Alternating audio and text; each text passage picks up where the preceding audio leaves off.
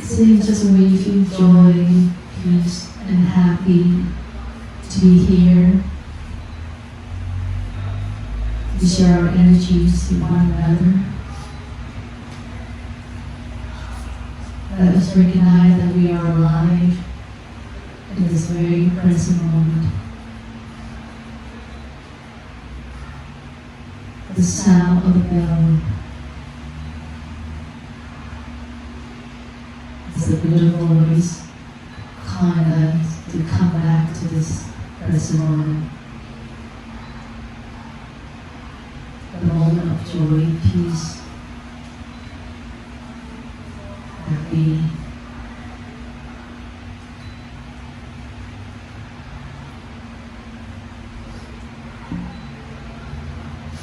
We enjoy the three sounds of the bell. Listen, listen, this wonderful sound brings me back to my true self, to this very present moment.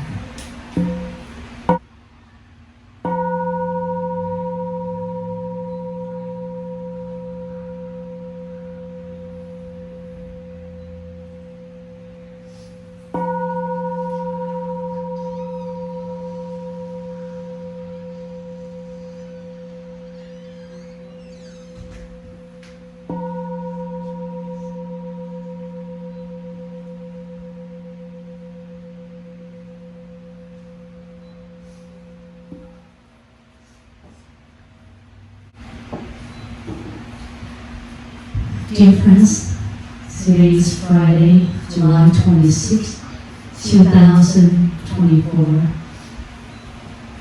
We're at Lumbini Temple, Lawrence, Massachusetts. This is our third day of Summer Youth Retreat. How is everyone doing? I hope everyone's enjoying your time here, both in learning and experience mindfulness exercise practices, making new friends.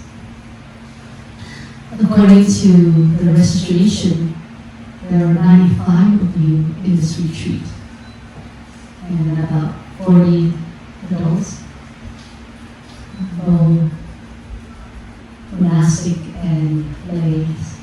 So 94 plus 40, somebody said. 135. Is 135? 135. This is probably the largest and biggest retreat that we have hosted for the past 5 years. If you have not come and introduce you to the new friends or every friends in this retreat, please do so after the retreat ends this tomorrow afternoon. And I give you points if you introduce yourself to everyone in this retreat. So there are 135 of us in this temple.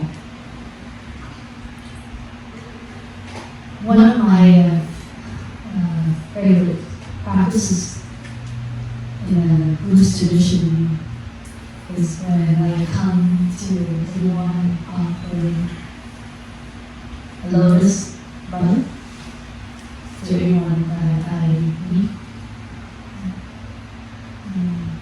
So in Buddhist practice, we join our hand palm together like this and form a lotus bud.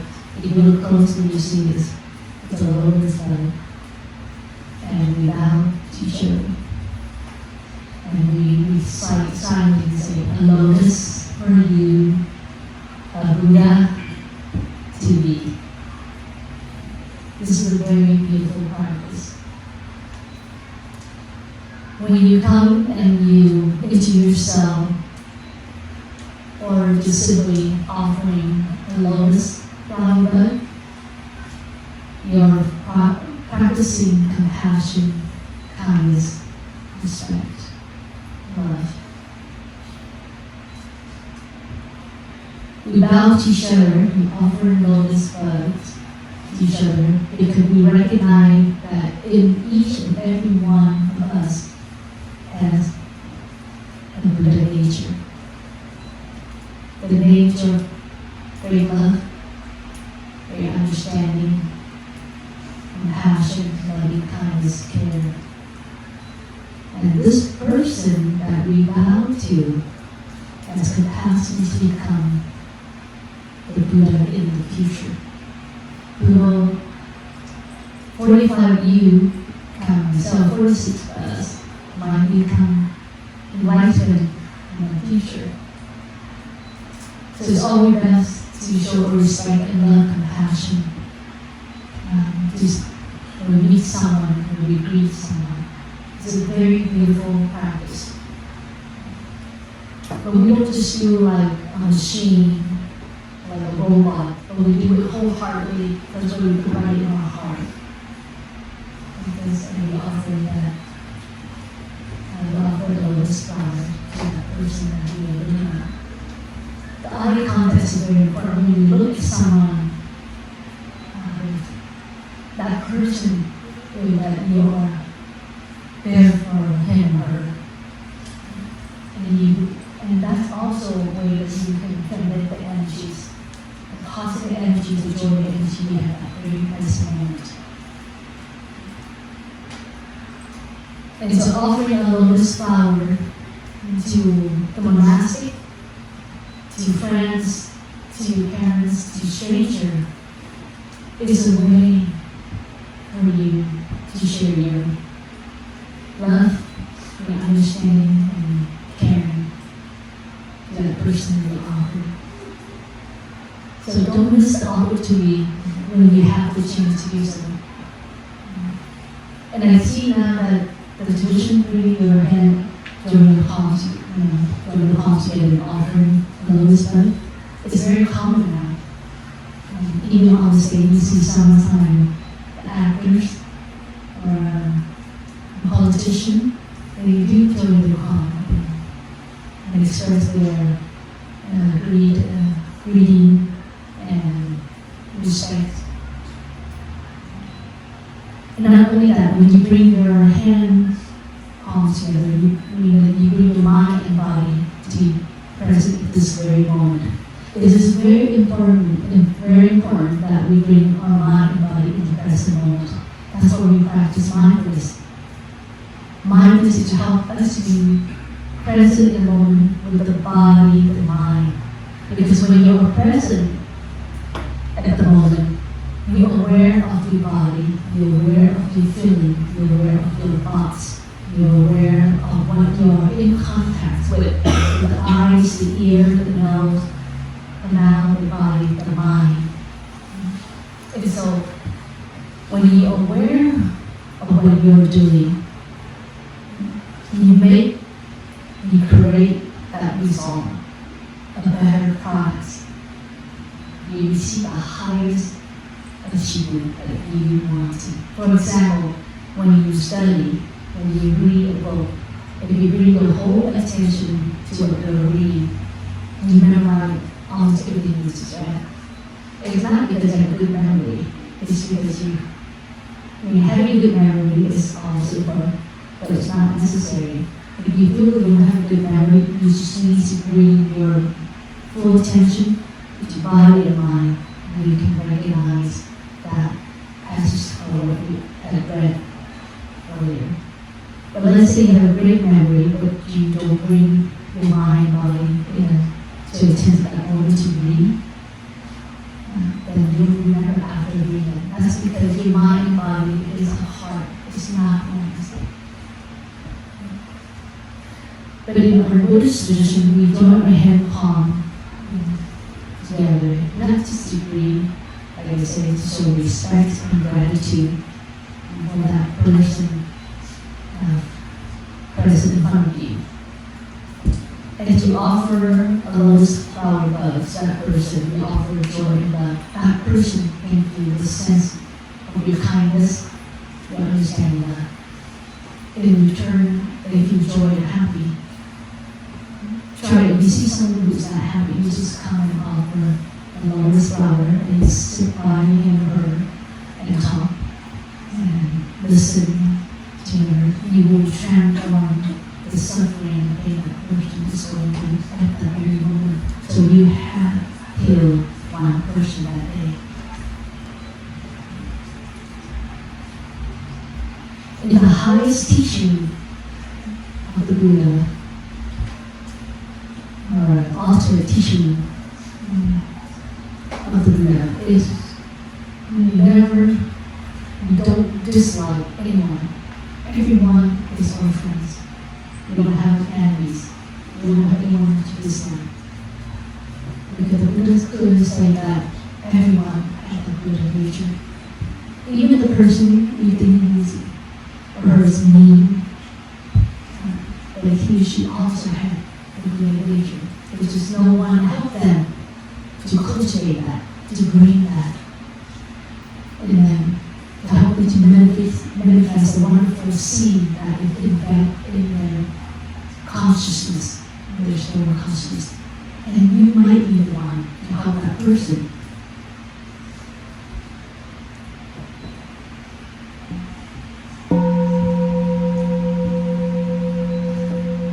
So with a simple gesture where you form your hand palms like this together and offer a lotus, that's called a good karma action. What is karma? Have you ever heard the word karma? Let me pause here. Who can define the word karma for me?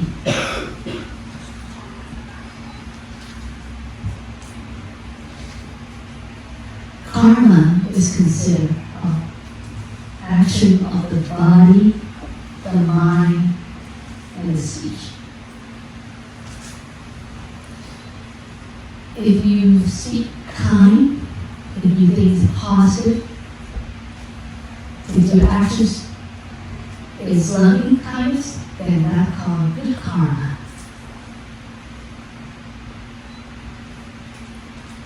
If you harm life, if you think negative, you curse, you harass someone, that's called negative karma. So Buddha is very clear how we define good karma and bad karma with the practice of 5 precepts, modified as 5 mindfulness training. The 5 Buddhist precepts or the 5 guidelines is a training for us to live in mindfulness. The lead is to cultivate compassion, understanding, and love. That's the training of the 5 precepts. And as you practice those 5 precepts, you feel liberated, you feel awakening, you feel joy, and happy every moment you live.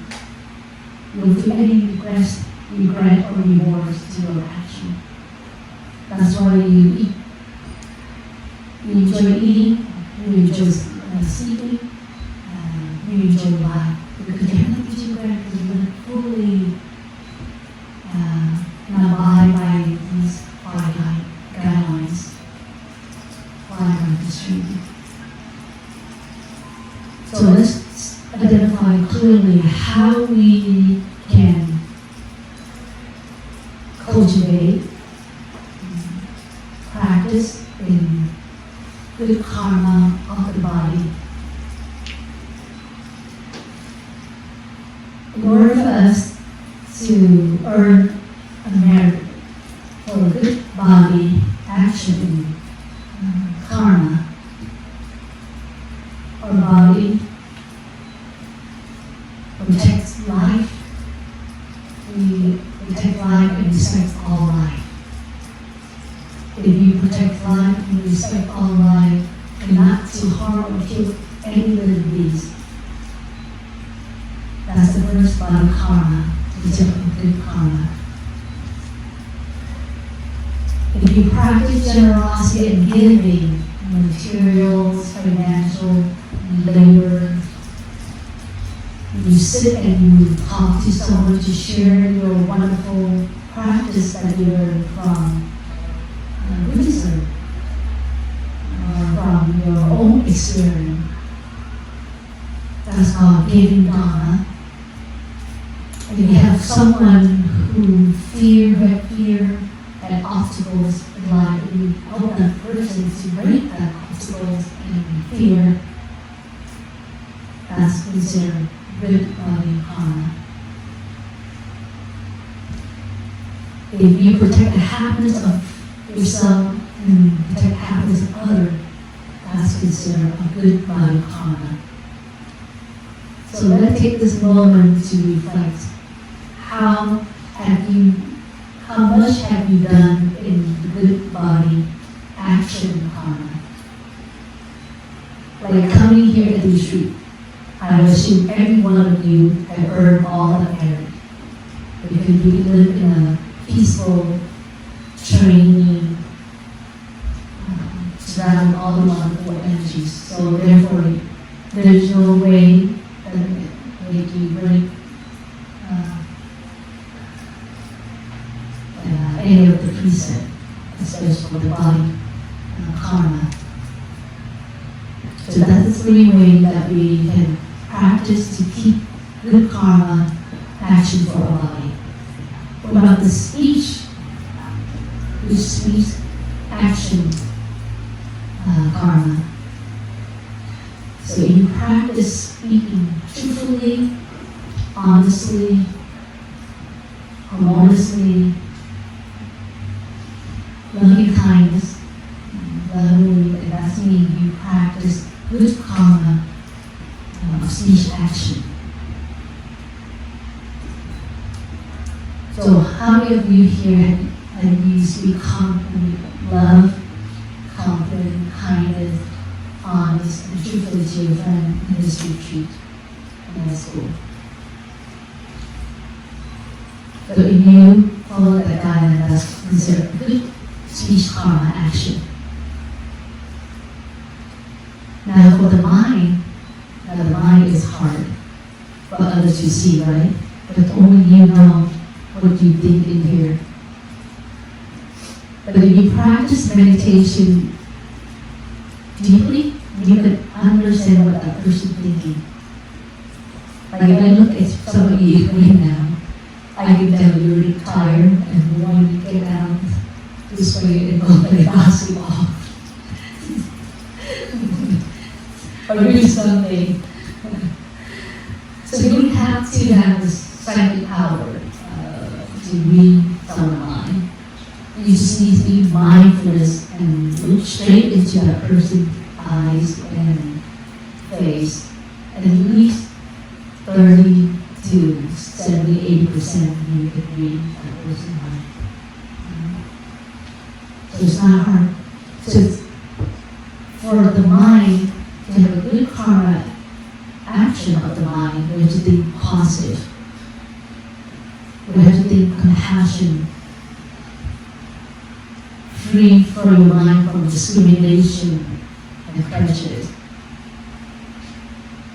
Only thing that you want to help others, only thing you want to offer joy and peace. And what can you do to make this world a beautiful place to live for everyone? What can you do to make your parent happy and peace and not to worry for you? What can you do to make your friend feel joy and happy about him or herself? Going through a teenager age is not easy. So don't leave hard on each other. Compliment them, encourage them, make them feel good about themselves, make them feel they are worthy, make them feel that they are smart and kind. And it's true, you're all smart and kind and beautiful, very attractive. Everyone of you is very attractive to me in this room. So if you can think positive like that, and can motivate someone who's always wanting to think positive, free from greed, hatred, and delusion, ignorance, discrimination, then you are practicing good karma of what? Of what? Of the mind. state of mind.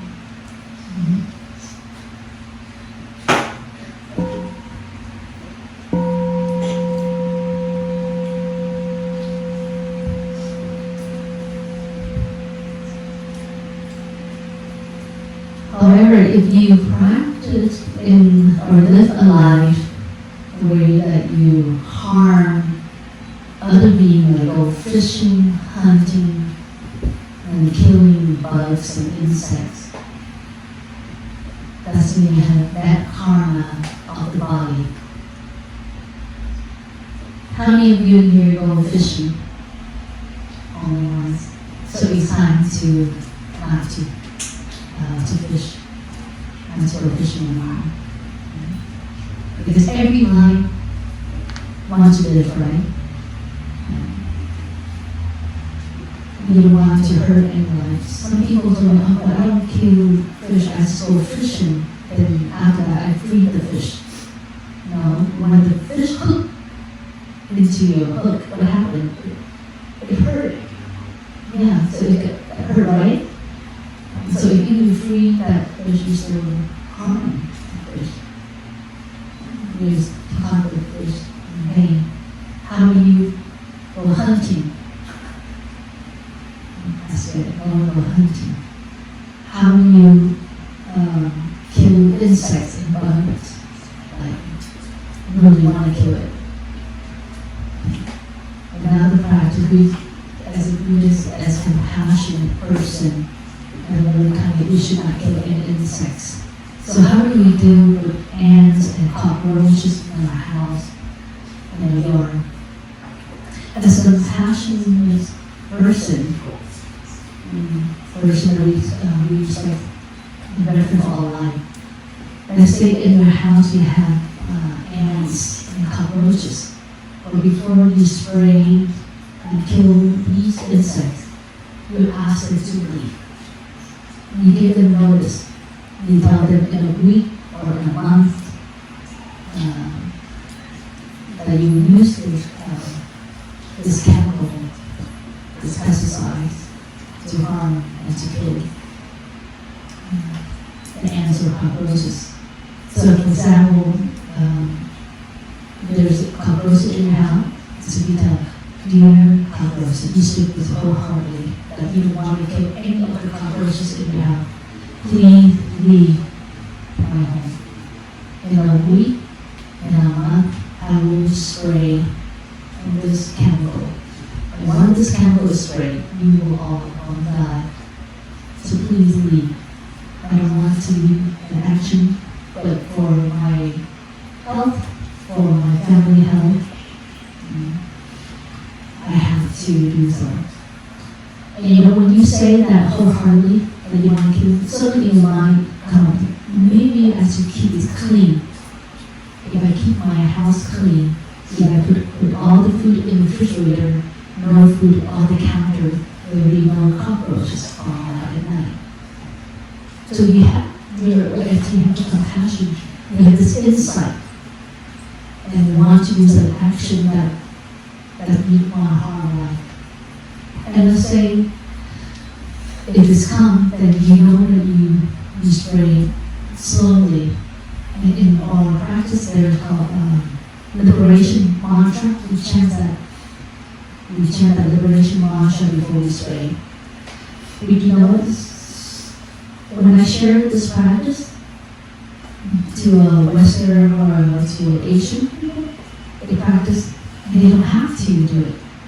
Like for one, very recently, I have this young man who did ordain, and he said he had a mouse in his house, and he bought a trap, but he never could trap the mouse. So now that he said, I ordained as a Buddhist, so this is me that I can't do it anymore. I said, you can. But before you do that, you have to tell the mouse that you will find a trap and you will trap this mouse, but not to kill it and to free it somewhere else. And so he told the mouse that he will do it in a month. That he bought a trap, and the trap and how to put cheese and to cast his mouth. But you know what? After a month, he didn't see the mouse in the house. He didn't know where the mouse goes, so he didn't have to catch the mouse. So the mouse have never come back since then. So sometimes you have to take seriously in your practice and compassion, understanding, and you will see miracle, you will see the great levels that can be possible to all beings. Because it is all living has capacity to listen, to understand. Practicing keeping not having bad karma. So if you conduct a bad karma of the body, you still saw possession without permission. Even a needle. If you take any one possession reading, that's called stealing. If you break harmony, happiness among other discord, then that also the body, that body action, karma.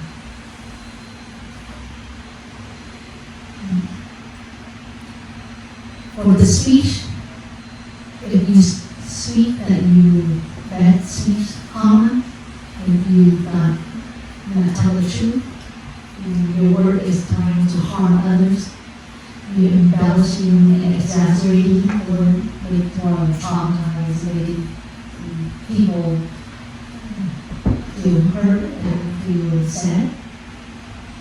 If you curse and abuse language, or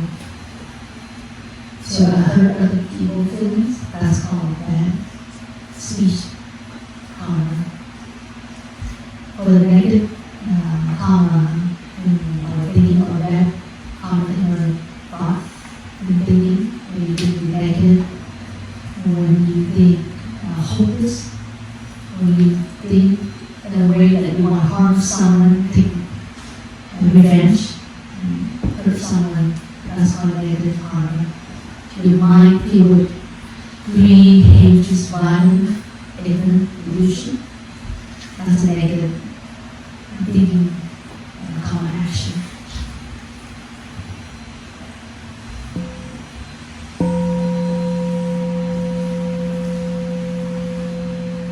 So you often heard the word merit. So if you do good karma action of the body, the speech, and mind that I just mentioned, then you have good merit. So think of yourself as two banks, a merit bank and a karmic debt bank. So all the good action of the body, speech, and mind that we do when you do a walking meditation, when you chant the Buddha Sutra, when you compliment someone, when you protect life, save life, when you give, sharing your possession, your love, your motivation to someone, when you bring joy and peace to someone, whatever, all the wonderful action of body, speech, and mind, and you earn a good merit, so you put it in the merit bank. It will use later. However, if you act unkind, and you think negative, in such a harmful way, hurting someone, you speak unkind, you curse, and you leave someone, well, that's called combat. It will be interest combat bank. So which bank do we want to have more?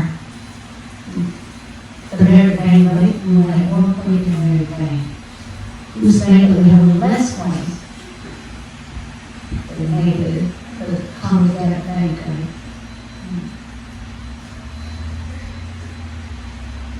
So how do you understand the karma in merit and death?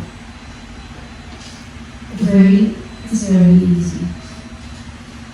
Because according to the karma law, for every action, there's resulting consequences. So whatever you act out, you have to pay the consequences. If you're not kind, then the reward will back to you.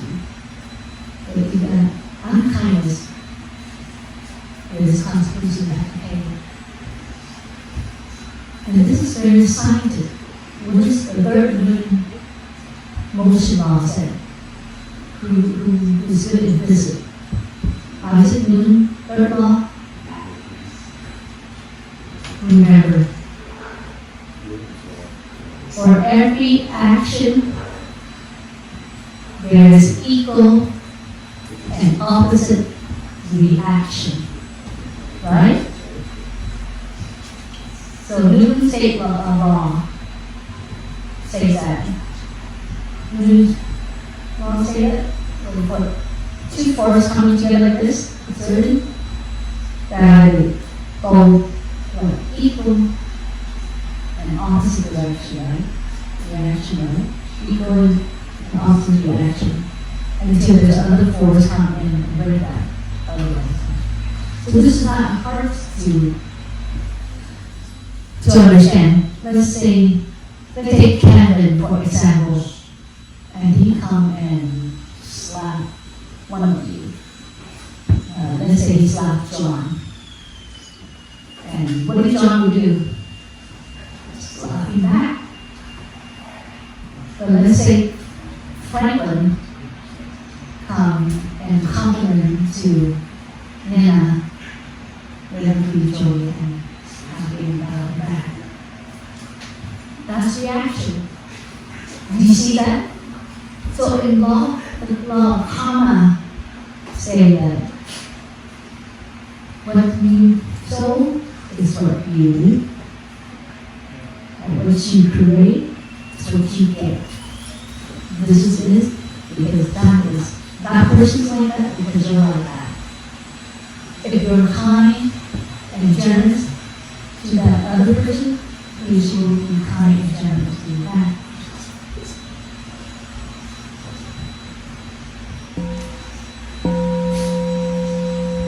Just now, someone is smiling at you, you smile back.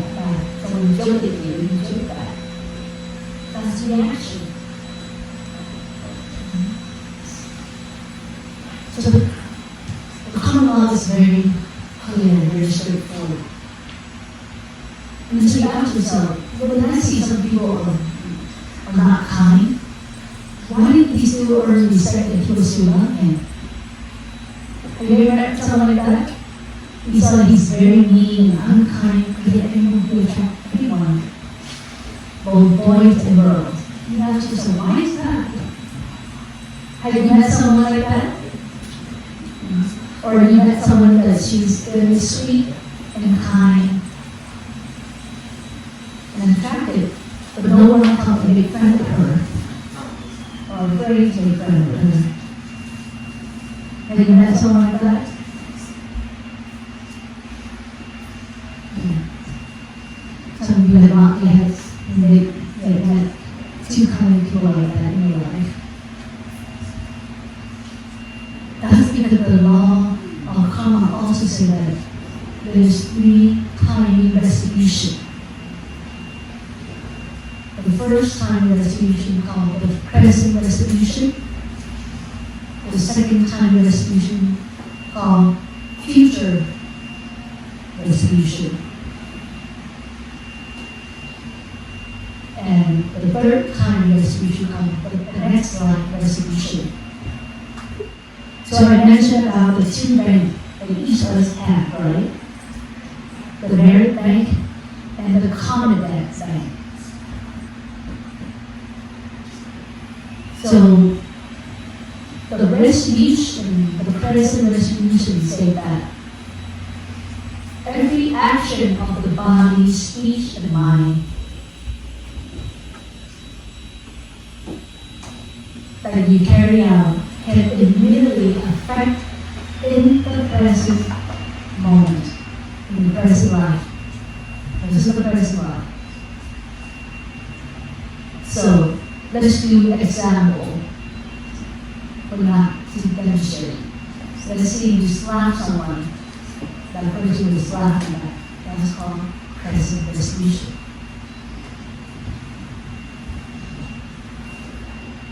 Or present reward when you compliment someone compliment you back. It happened immediately. Or when you go in the store and you stop working. Now there's a camera everywhere. Someone will copy you. Someone will put you in jail. And those who did shoplifting and get caught, you get caught in the future. So the present restitution says that every action of body, speech, and mind that you carry out, you conduct, it happened immediately or in that present life. The next slide, restitution, is that any action of the body, mind, and speech that you conduct, it will manifest in the next life. Now, this is hard for you to believe if you don't have a strong teaching of the Buddha.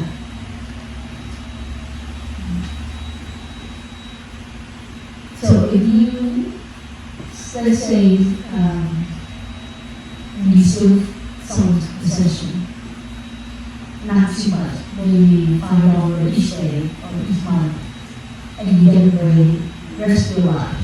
For the next life, you would pay how much you owe to that person.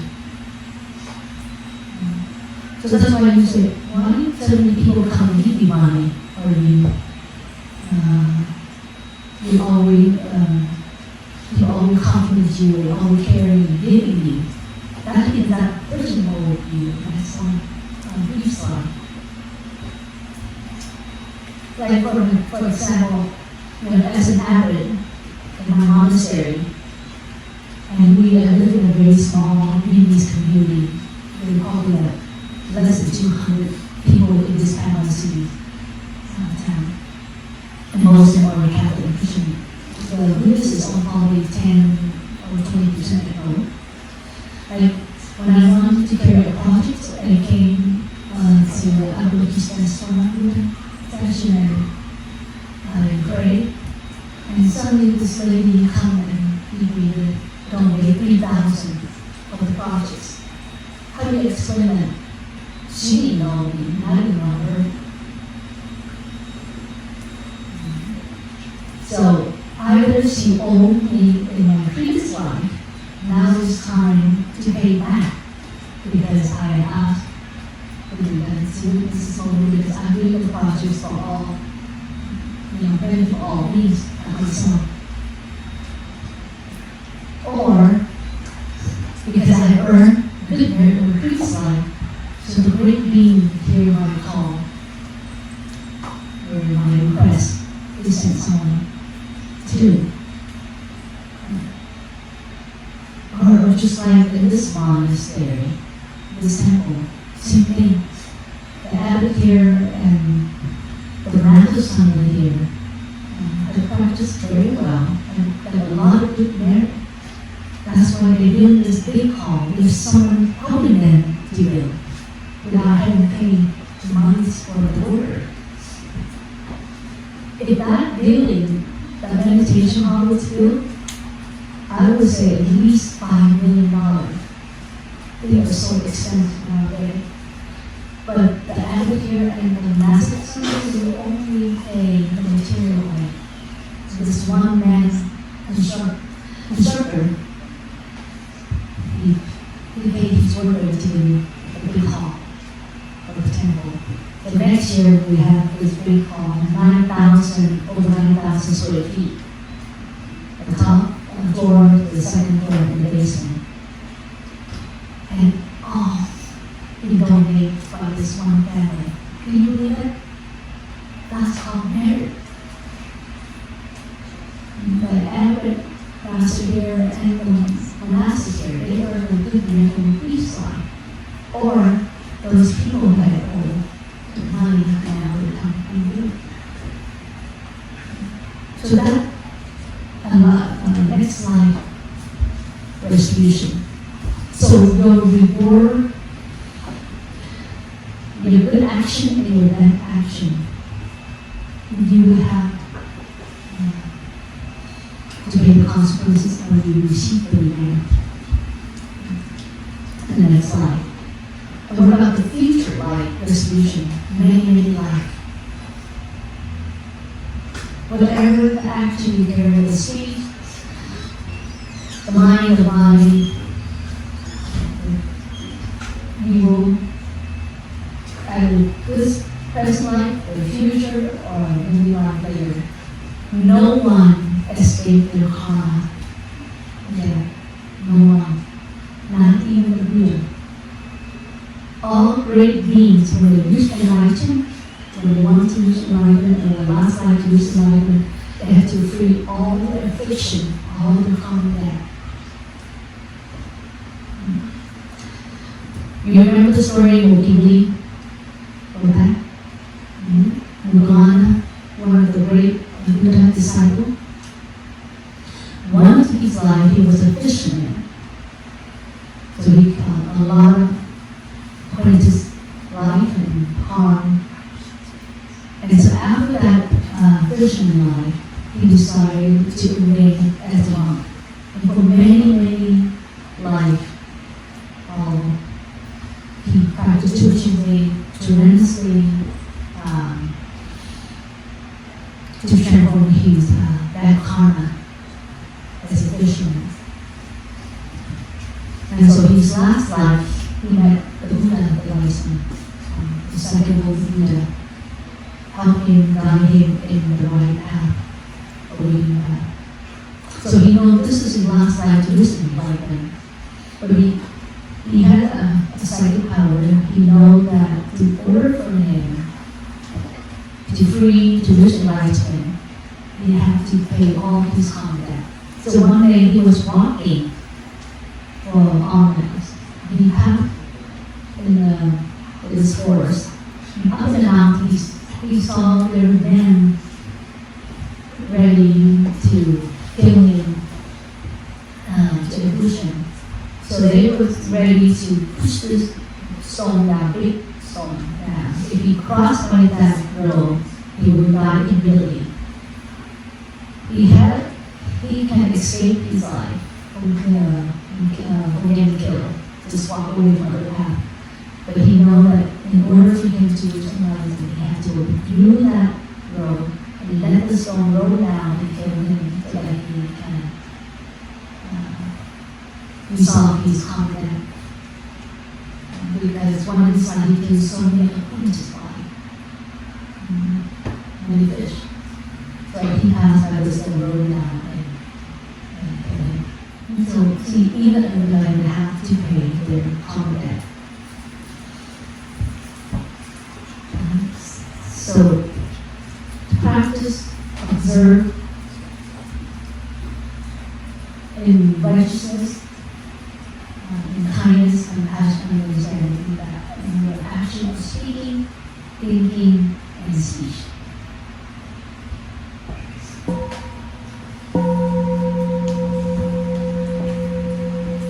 Think of the good karma is like the great energies. That is still protecting you. Like when you ride a car and you run into an accident and nothing happens to you because you have a good karma, you have a good merit bank.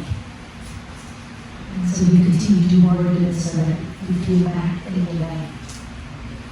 If someone's saying bad about you, someone criticizing you, don't worry because they're taking away with that karma.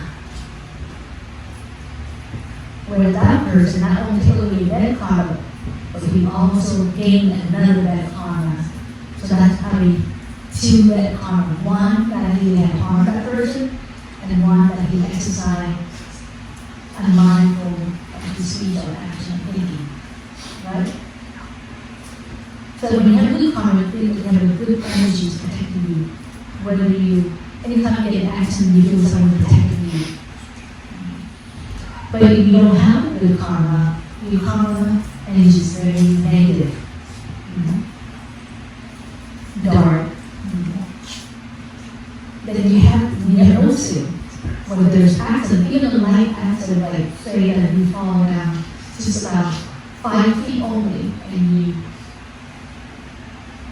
you paralyze. Where someone falls down from 10 feet or even higher, nothing happened. How do you explain that? Or when you have a very light accident, your whole body is injured. When someone has got into a car accident, the car rolled 365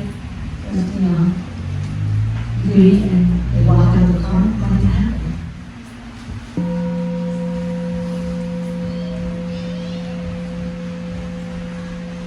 I'll read out the 5 precepts so that you see how the Buddha explained the law of karma.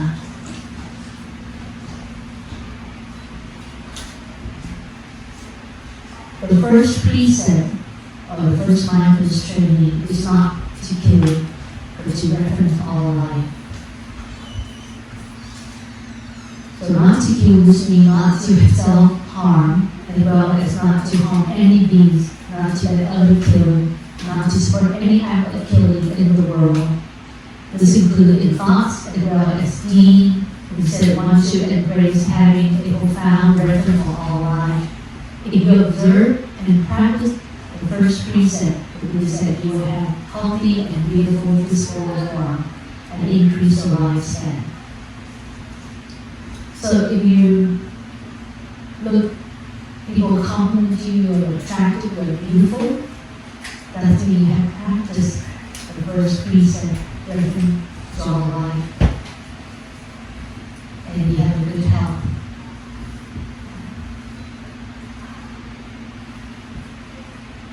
So if you want to increase your lifespan and continue to have this healthy, beautiful body, physical form, protect all life. Be prayerfully killing any life.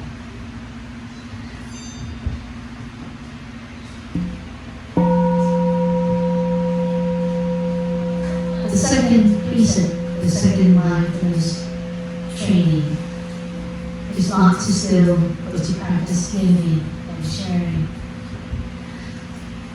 Not to steal and not to present anything that belongs to someone else. Instead, one should practice generosity and giving. If you observe and practice second precept, the Buddha said you will have a rich and fulfilling life. Kevin told me that he will be a very rich man in the future. Well, if any of you want to be a rich in the future, you want to have a fulfilling life, practice giving. And there's 3 ways of giving. Give material, financial, money, money or labor, or kind words, or help someone during their fear and obstacle. That's giving. Then we all will be rich, both spiritually and physically, mentally. And you never feel like you are starving or poor or insufficiency or anything. So you practice the second precept, giving and not to steal, and you're already a rich person. The third precept is not to engage in sexual misconduct. Third mindfulness training, you practice protect the happiness of self and others. This means not engaging in sexual relationship without an established, meaningful, and long-term commitment. Instead, one should practice true love. If you observe and practice the third precept of Buddha said, you will have a happy marriage relationship. So most of your children have a relationship yet, but when you're older, try to be faithful to the person that you love and to your partner, that the happiness and the joy is already in that relationship between you and that person. But the fourth precept is not to lie. So the fourth mindfulness training is the practice of loving speech and deep listening. Not to gossip, not to manipulate, and not to swear or cuss. Instead, want to practice deep listening and loving speech. If you observe and practice the four precepts, the Buddha said, you will earn and respect the love of others. So if you speak kind and truthfully, you will respect and love. Very straightforward, right? The fifth precept is not to use alcohol or any other intoxicant or to just food or item, toxic item. So the fifth precept of practice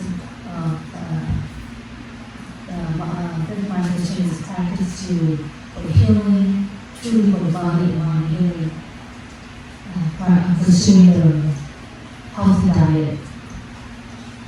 So the fifth precept says that it's not to use alcohol or any other intoxicant or to ingest food or other items that contain content such as certain TV program, magazine, books, film, and conversation. They said one should practice adhering to a mindful diet that is nourishing and healing. If you observe and practice the fifth precept, the Buddha said you will have lucid and clear mind. And this is very important. Because in order to practice and walk on the path of liberation and awakening, we have to have clear and lucid mind.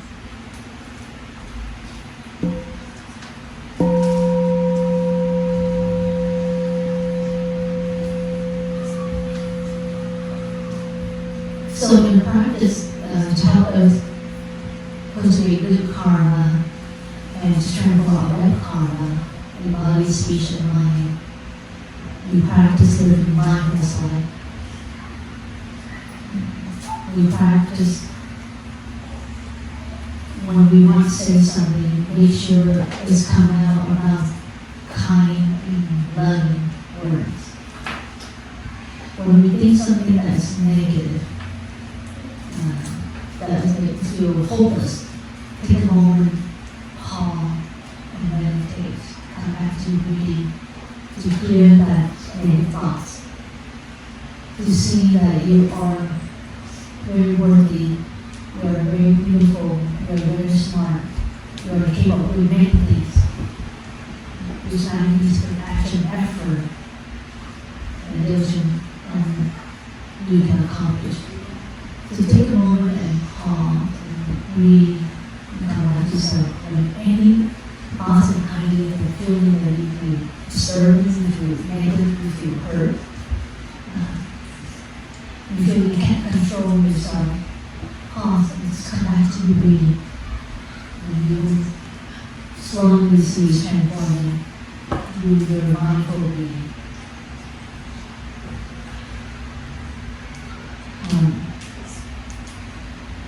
When you have some negative action hobbies, like go fishing, going, not being healthy to this body, you'll do exercise, you'll consume proper diet. Then take a moment and practice mindful breathing. To value your body, to value yourself. And you just need to breathe 10 to 30 minutes to establish your true self. These are to eat more healthy, these are to exercise. And once you get yourself in the habit of exercising, healthy, then the rest of your life is flow smoothly. So eating restful or doing exercise is not a problem for you because you have started doing it, you do it mindfully, and you do with joy. They say our tongues take about 1 to 3 months to really adapt to new food. Let's say you have a habit that don't want to eat vegetable, and now you know vegetable. It's all the proteins there, all the protein come from. Because all animals eat vegetable, right? Animals, as I said, but we eat as a meat. So we should directly take the vegetable from the protein from the vegetable. And so now that you learn and you feel this is time for the healthy body, the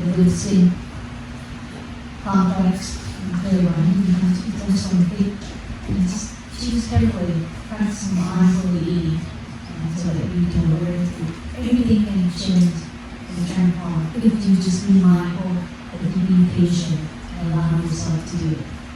It's all everything is possible.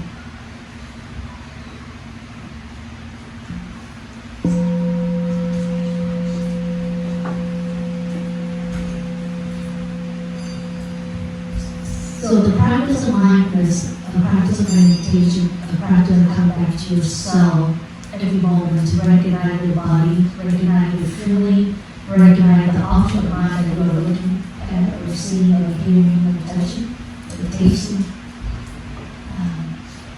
and recognize all phenomena of life, how life is formed, how the law of impermanent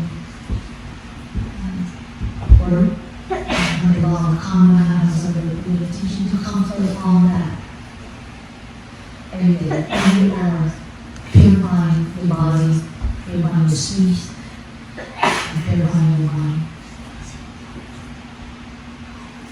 And prevent and guard from doing bad action. Now let's say you have done something bad, and then you regret.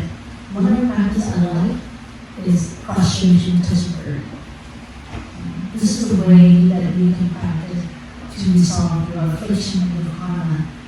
That's what you see some of the monks and some of the lay friends practice 500 vows, 3-step 1 vow. We have a famous Westerner monk in 1979. They do 3-step 1 vow from I think from Los Angeles to San Francisco. And we had one monk from Vietnam. We 3-step 1 vow from the north to the south for 3 years. And at our monastery, we have this very long walking path that's made. We practice 7-step 1 vow into it. All 3 hours here. And there was this 84-year-old man called patient, and he did the practice. And after that practice, everybody felt joy and be very impressed and very new. So the practice of vow is like beginning new, recognize oneself mistake, and deep breath and notice and want to turn from it and not to want to repeat that mistake again. So prostration to the Ida is why I do celebration. Just like I have told you when you come down and bow down to the earth, you want to open up your hands as when you're sincere and you're very, nothing too high. You want to take this moment to begin with yourself and promise yourself not to repeat the same negative action. So that's one way to practice. And if you ask adults in your mass, they will share you how the practice of prostration can help them transform their karma. So the practice is very easy. You come to the front of the Buddha statue, you offer incense. If you have a bell, you can write it down. If not, you come to the Buddha and you say your name, your Dharma name, your day of birth, and you recognize the mistake you have made that day, or in the future, or in the past, or event from the future. And then you say, please, Venerable, at this moment that I go, refuge should be to begin anew myself. And you recite the Buddha name, that will second only Buddha, the whole time, that's fine, from 10 to 108, now, whatever most time you have. And you bow down to the earth, and come back. So you bring your hand together visibly in your whole heart. And you bring it to the forehead. That's when you want to purify your mind. And you wind down, come down, just slightly to your lips, like this, purify your speech. Come back to your body, purify your body action. And then you open your hand out. You have nothing to hide, and you're very honest and sincere at this moment before you touch the floor. You come down, you touch the floor. Your head, your hands, your knee touch the floor, like in the 5 limbs. Once your head, your hand, your knees touch the floor, you open out your hands, touch down. And take that moment. It could be few seconds, few minutes, and contemplate and recognize the mistake, and you want to transform that. Let's say you have said something negative, disrespectful to your parents, to your friend. So at that moment, you apologize because you could come straight to others, apologize at this moment. At this moment, you ask everyone to witness. You apologize in your mind and say, I will not say it again. This is how I would say it if I'm not happy, if I feel upset. So being the compassion, it's cultivating compassion, cultivating understanding. So my practice of sweet understanding, actually is always kind and compassionate to others. And then you bow down and then come up and bow down. So with the mindfulness prostration, there's 3 breaths, right? Breathe in. Continue breathing in, breathe through the forehead, purify the mind, purify the spirit, purify the body, that's the heart of you. Open out your hands, breathe out, come down, touch the earth, hold your breath, lift your head up, breathe in, and then when you join your hands together, breathe in and down and breathe out. So you can come up and down, going down, and sharing simultaneously. That's the practice, and we do this every time. We done with or chanting or sitting, meditation, or or listening to Dharma. So at the moment, I would like you to practice again. So every time you feel you do something wrong and you don't have the confidence, you don't have courageous to come to apologize to that person, you can come to the practice, resolve that. And I think after that resolve, you will gain the confidence and you will come and apologize to that person without being shy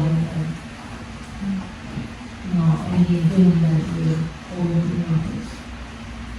But don't wait until you have a problem to do prostration. You can practice it to prevent it, or to practice to earn the merit of body, speech, and mind.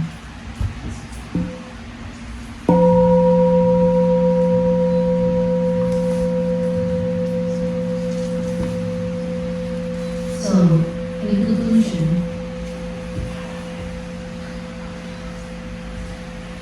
remember, you are your own creator.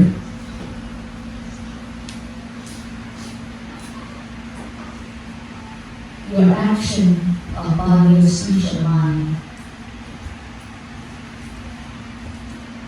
can be reward, or it can be a punishment.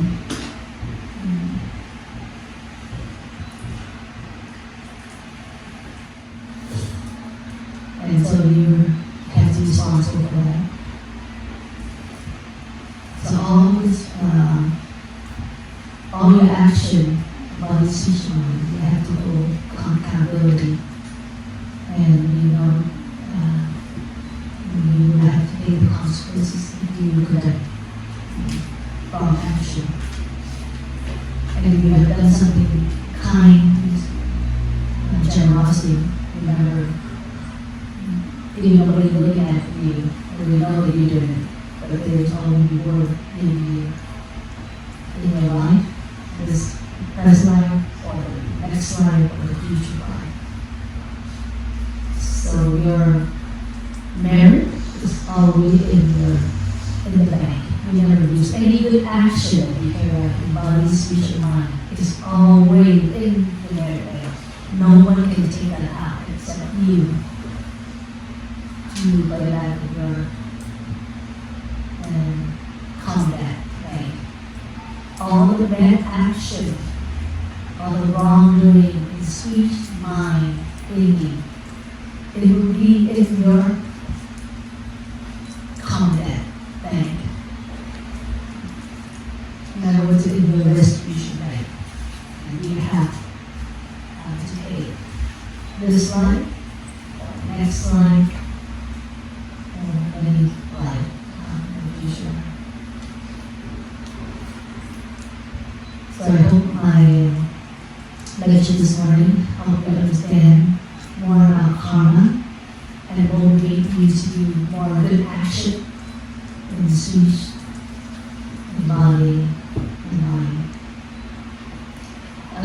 was sitting in a class from Frank, because Frank came to the retreat, the very first retreat, when the temple was organized. And when we were sharing the Dharma discussion, I said, this guy could be a very benefit to the world, to the society in the future. And so I asked him, now that he's 18, I asked him what he's going to major.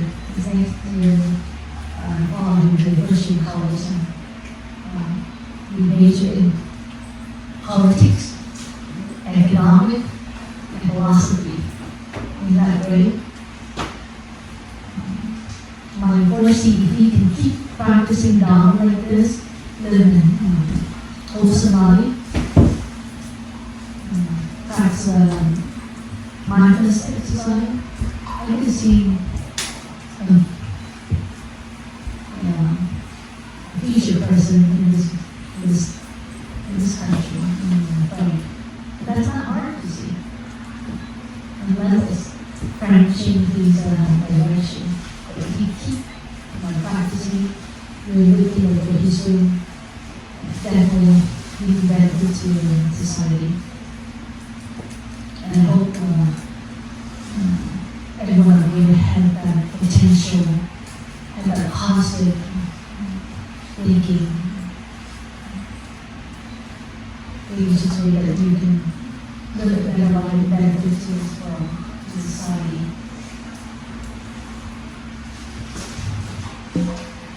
So I thank you for your listening. And again, I say, I hope this lecture will help you better in understanding the common law, better in understanding of yourself, of your action. And remember, all karma, that karma can be solved, can change. If we change the way how we think, we change how the way we live, how we say, and compassion, understand life, and it can be resolved. So I wish the best in everyone, bright future, successful life, becoming truly great young men and ladies. Thank you. Let's enjoy these sounds of love to share our merit to all those listening.